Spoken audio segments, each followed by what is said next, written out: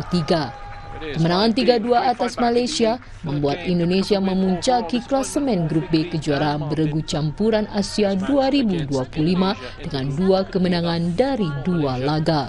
Overall, Indonesia will finish top of the group. Gandeng klub asal Jepang Shonan Bellmare Asiop siap gelar Sports Festival Indonesia. 200 anak usia 9 hingga 12 tahun asal Indonesia dan Jepang akan berpartisipasi dalam acara yang digelar pada 15 Februari. Asiop dan klub asal Jepang Shonan Bellmare meneruskan kolaborasinya di kancah sepak bola.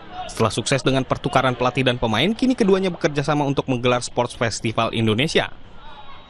Kegiatan ini melibatkan 200 anak usia 9 hingga 12 tahun asal Indonesia dan Jepang.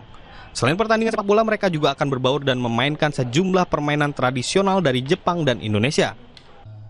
Kegiatan yang akan digelar 15 Februari di Stadion Asiop ini bertujuan untuk memperkenalkan kebudayaan Jepang dan Indonesia.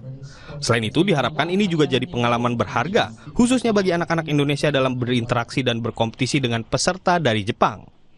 Kita upayakan supaya semeriah mungkin, sehingga komunitas Jepang dan tentunya Asiop sendiri bisa melakukan suatu pertandingan persahabatan. Nah, ini untuk menambah kepercayaan dari anak-anak kita untuk bertanding dengan pihak asing.